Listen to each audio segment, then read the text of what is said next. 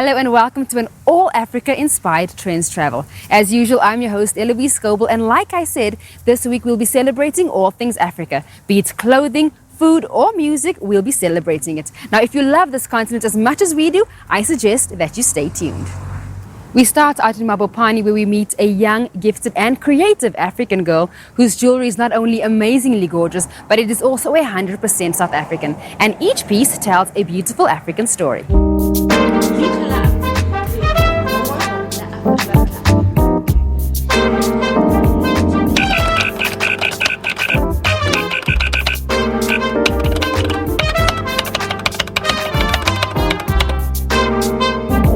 It started a few years back when I was doing some self-introspection after completing my studies. I was asking myself questions like, where do I want to see myself in 10 years, and where would I like to fit in the jewelry industry? And it was quite sad because I realized that most jewelry companies are actually doing the same thing, but yet we've got so much to tell. People are doing what American Swiss, your stands are doing. So I was like, okay, I can't get into an industry and then do what everybody else is doing. I can't be competing with all these brands that have been here since forever, and then I was like, okay, I want to be unique. I want to do something different, something that will also represent me as a person. And as I'm a very conscious and spiritual person, then I decided, you know what, I'm gonna tell African stories because I can see that no one is telling those stories.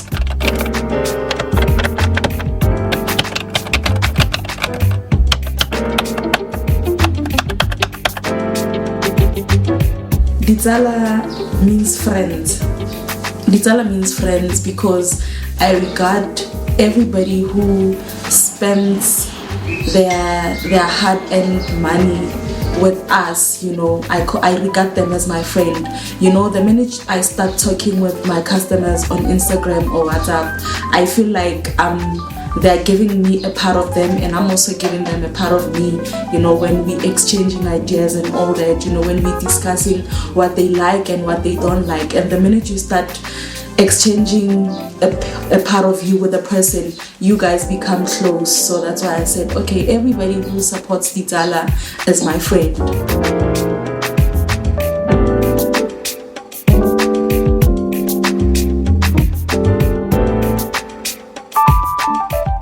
Honestly, I don't know because each and every piece we do is different. And with jewelry, I can't say I'm spending 5 minutes on this piece, because with jewelry anything can happen. While I'm working, something might break and then I'll decide, you know what, I'm gonna change it and do this. But then now that we actually specializing with mass production, we don't do 1 ring per hour. We actually put 10 rings that we're gonna finish, and maybe within a day. Sometimes it takes us 2, sometimes it takes us a day. So I would say in a day we can maybe manufacture about 15 jewelry pieces.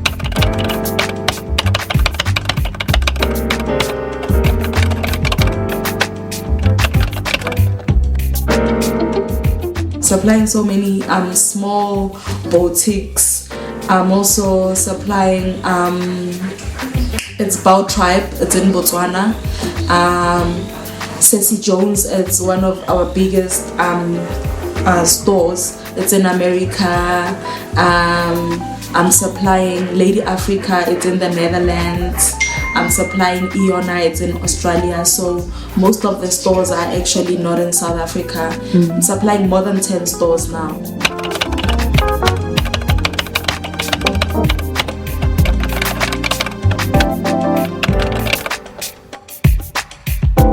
Using brass actually came when I started, I wanted to use gold, but the sad part is that I couldn't afford to use gold. And it's quite sad because gold is mined in South Africa, but we South Africans, we can't afford it. It goes outside South Africa, it comes back as an end product. So most of my customers, they want gold, but they can't afford it. And brass is gold, and brass is also mined in South Africa as well. So I was like, okay, my customers can't afford to buy a pair of earrings for 3,000, but they can afford to buy for 300. So let me use a material that they can use, but then a material that will also last. People from different corners of Africa always look colorful and beautiful. Today, I meet with a Nigerian in South Africa making clothes with different African prints. Fati, tell me about your shop. When did you come to South Africa and when did you start sewing clothes? Actually, I come to South Africa in 2012. Then I've already started how to sew in Nigeria before. So if I count some years, I'm using all the way I'm sewing clothes all over. I'm going like 27 years now to sewing clothes. So about a traditional, I know about it very well. That is my job from Nigeria to South Africa. That's what I'm doing. Okay, great. So, and then the different African prints that you use here, where did you learn how to make these clothes? Because you're from Nigeria, so I can imagine you only know how to make Nigerian attire. Actually, all of us, we are Africa, understand? To make another country Africa for where I'm coming from is not difficult for me, because something that you specialize about, you must know how to make everything about it traditional. Understand? As I enter South Africa, I see how they make their things. So it's just like a simple thing to me. Then I started to start my own and make the way they like it. That's the way I started. Okay, so I'm going to a wedding. I need something to wear. Do you have anything for me? Actually, I have a pedi, I have a kosa, I have a shangani. So any culture in South Africa, all of us, we are Africa. So I have everything you want. Just tell me anyone you want of them, then you will fit it, it will be such nice. All right, then let's try something on. Then he took my measurements to get the perfect fit. The best thing about working with a tailor is that alterations can be done on the spot. My first choice was a bright Betty outfit.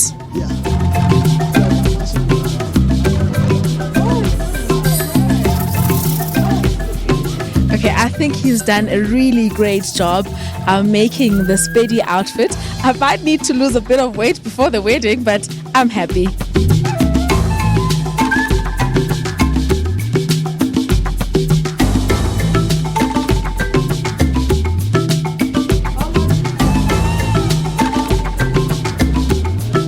Make an outfit like this, like how do you do your research? Who tells you what to do? Actually, I learned this thing from Nigeria. I learned it's like I'm going to school about it. So as I learned it finish, I got what I need to got. So this work is a memory. It is not something like a pattern. When you have it in your memory, any design you saw, any design that showed you, maybe customer come with some design, I will be able to make it, because all of things, all the pattern is in my own memory. Then I quickly changed into outfit number 2. I've just had a change of outfit. Where is this one from? This one has come from Nigeria. Got all the materials we use is from Nigeria. And where I'm coming from, they call this one Ankara, so they call this one in linen. So we take it together. So that's why we make it to be a dress. So all over here is from Nigeria. Originally worn by women from the Yoruba tribe, the gele, a tall, elegant headpiece, has now become a popular fashion accessory for all women across Nigeria and has made its way to South Africa.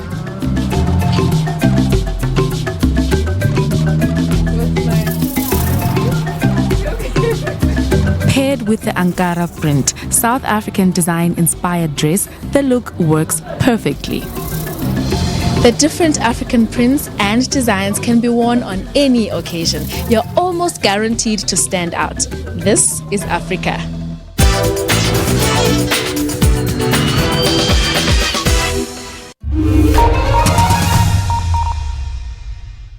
The SABC News mobile app is your one-stop digital portal to all the news you need. Stay connected with the latest in breaking news, Watch the SABC News channel along with clips and live streams of all the big news events. And listen to all the SABC News radio stations live, including podcasts and much more. Simply download the SABC News app to your Android or iOS device from either the Play Store or the App Store. SABC News, independent, impartial.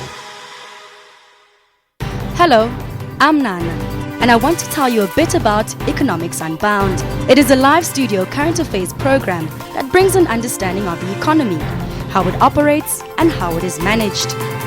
The show seeks to include ordinary South Africans in purposeful and well-informed discussions about the economy. The whole corruption and having to pay people to get businesses, it's like killing our businesses. While providing them with enough information to make better economic and financial decisions.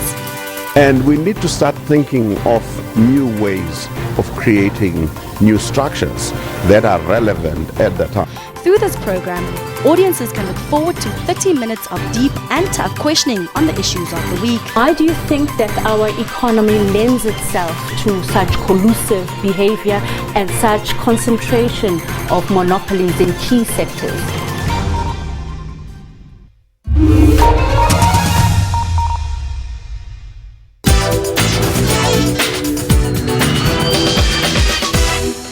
Africa is synonymous with rhythm and dance and the beating of the drums. Music runs through the veins of the African people. It is for this reason that Trendz Travel decided to explore the music from 7 different African countries.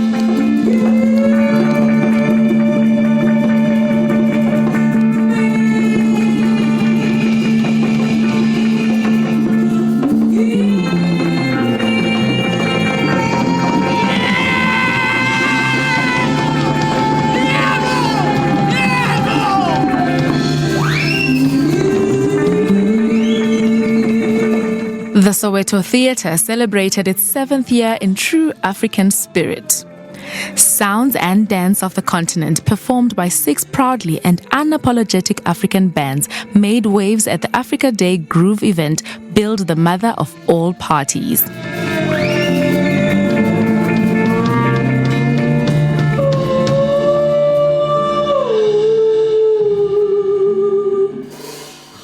We had the privilege of interacting with the talented Trendz Experience, who are an avant-garde 7-piece live music band that caters a spiritual ancestral sound that tells the culture and heritage of Africans. Trendz Experiment, we usually say, is an ancestral world music outfit. We aim not only to give you the sound, but also for you not only to hear it, but also to see it, because you also have a dancer. You know, you have to feel the sound with all your senses. You know, you must taste it. You know, and our aim is to heal and to rejuvenate people's spirit and make people want to go back home and tap into who they are. Our main purpose as Trendz is to take back at our roots as Africans, and Africans used to make their own instruments. You know, we didn't rely on the modern instruments that much. So with us, Trendz Experiment, we're bringing that balance, our traditional instruments that we make ourselves, and then the modern ones, and we all put them together, and then we come up with a beautiful sound.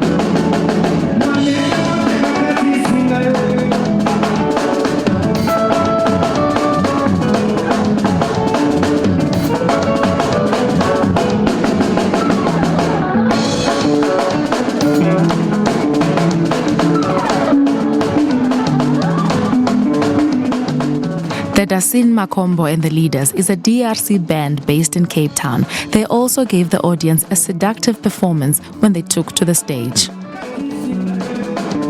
My sound is quite unique, just really actually African. It's quite unique from Africa. Actually, I was born in a country called the Congo, and I grew up actually in Cape Town and today in Joburg. because I left my country when I was very young, and experiencing the sound which is in my blood, and experiencing quite a different tourists in Cape Town, which makes it the way it is. And it's really a sound from Kinshasa, and what is one of the lead guitarists was playing music at Zaiko, made that we call Seben. Seben, it's a part where it makes people dance. As Africa, you have to dance.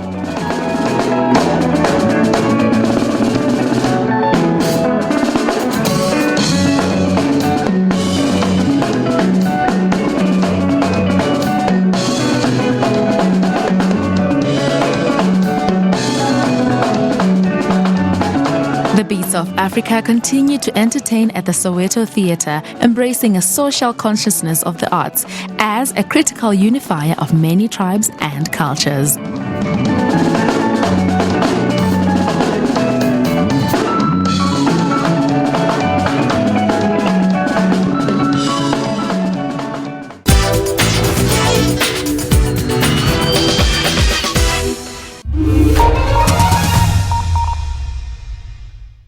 We do not just speak, we let every voice in our nation find full expression in language and in culture. We do not just teach, we empower all people with education.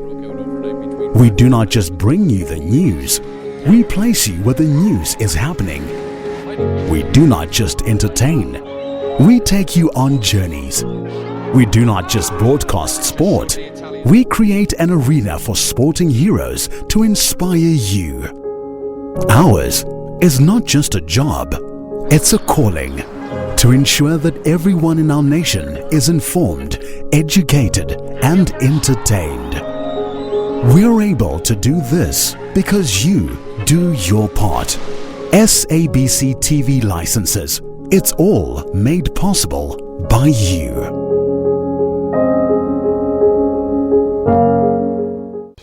Every high-profile court case, every breaking news story. The manner in which these audits are done. Why is it targeted to blacks and Indians? Every inquiry. We are there, front and center. We also bring you an hour-long breakdown of the day's markets, simplifying the numbers for your better understanding. When everyone is too excited about the market, that's normally when things start turning. All this and more. This is On Point.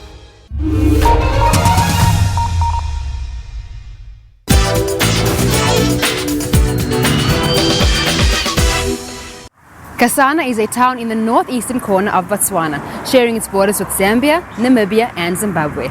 It is here that Puleng takes us to try some traditional Setswana cuisine and to celebrate Botswana in song and dance.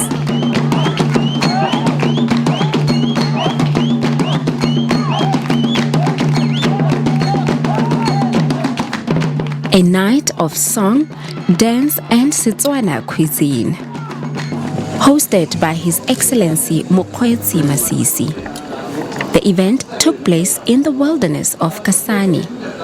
Amongst the distinguished guests sported Zimbabwean President Emmerson Mnangagwa, a cultural affair aimed to celebrate Botswana's rich heritage. With a population of over 130,000 elephants, Kasane boasts with its safari experience. Tonight, men and women of Botswana are out dressed in the nines, not only to create awareness about the overpopulation of the elephants, but also to celebrate its safari experience. Tonight, Trendz Travel is here not only to experience Botswana, but to mingle. Let's go. The cultural dinner was a perfect excuse for the locals to show off their traditional attire.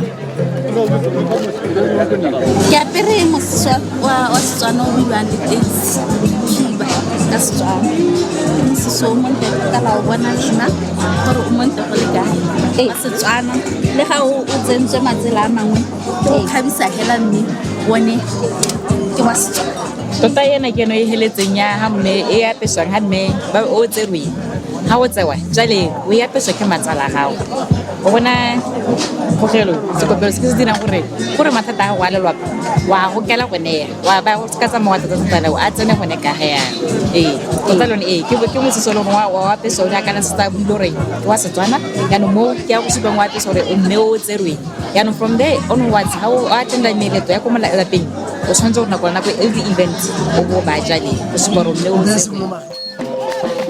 The traditional dance group stole the show with a mix of traditional and contemporary moves.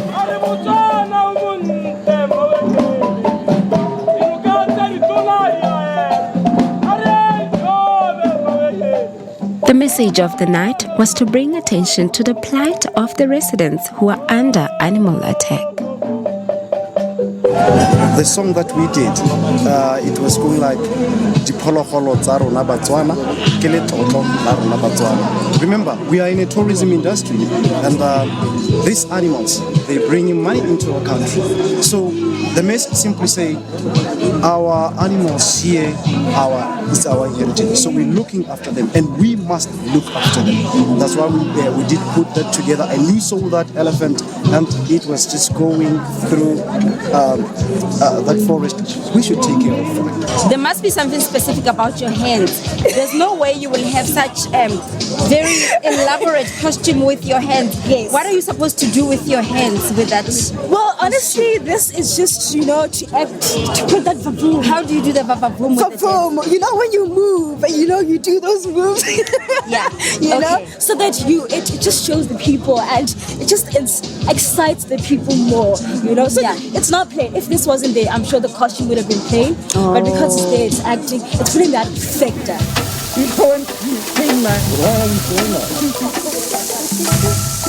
All that dancing worked up an appetite, so it was time to dig into the Setswana meal. This is a Botswana original classic traditional meal.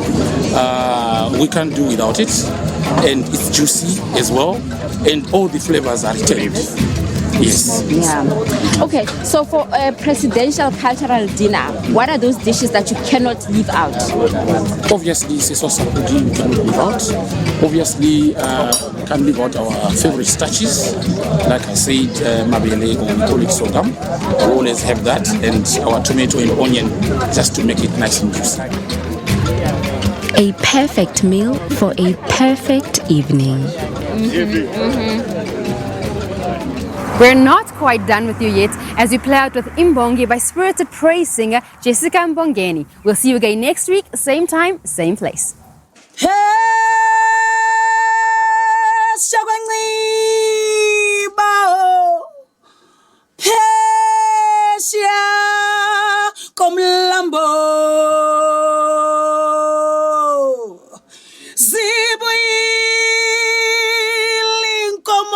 Tata zibuyile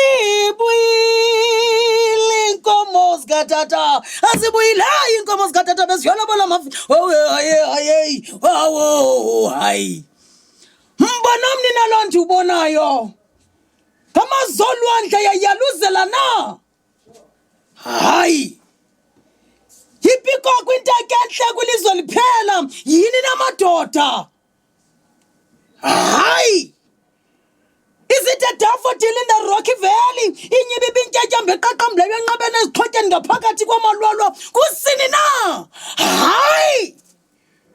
Nguntu indlu kaAfrika. Umntana esidima nesithozela nenzondelelo yokugcina uzinzo lweAfrika. Oh! This is what defines us. The beauty of an African. I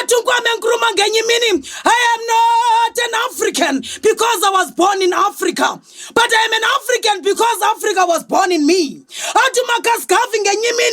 people without the knowledge of their culture and traditions and the history of their origins are like a tree without roots. Today, it feels good to be an African.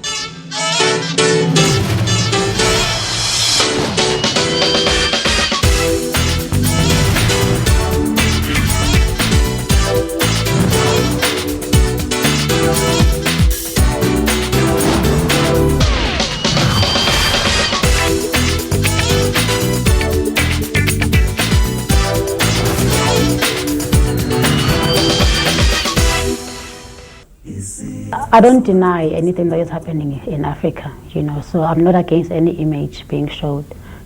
But my biggest issue is that multinationals or people from outside, like, they only choose to show a certain face, you know, and which is the hungry face. It's not running down the nose and the clip nose and the long neck, you know, and the ribs sticking out, and, you know, all of those things we do have, and we have them in abundance. But there's also other things that we have as Africans, you know, that are on the opposite end of that, you know, and all of these things need to be shown in balance, you know, so that we can really know where we are and where we are not. We can have a true perspective of where we are as a people, and also, like, the other people can know where we are as well. I think many films have been made about the continent, you know, which have been very superficial and sort of very much been about sort of keeping the stereotype and try to simplify stories and lives and people. I think the opportunity for people across this continent to start really owning the technology, owning their own images and telling stories that really are about them, you know, their authentic experiences, about their village, their community, their family. I think there is an opportunity, you know, so I think that's what sort of, as a filmmaker working in Africa as an African, that's what excites me. My feeling is always that we must move to the point where we're no longer just reacting and we're writing. Unfortunately, we're forced to always react because we go watch something and go, yeah, but that's not our image, I'm going to go home and write the image. That's the starting point, because even if you recorrect the image, you still have to say something, or it has to be entertaining.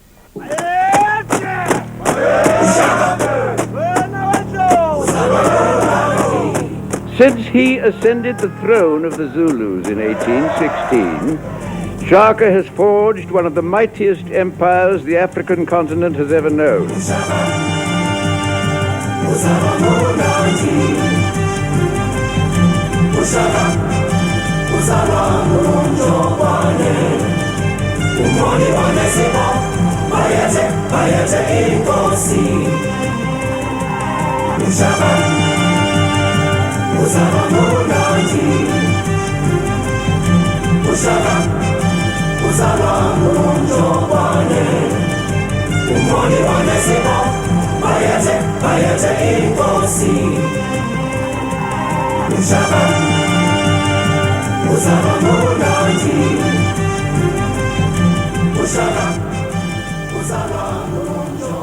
You know, there is a belief that Ushaka, you know, what he did, he was not trying to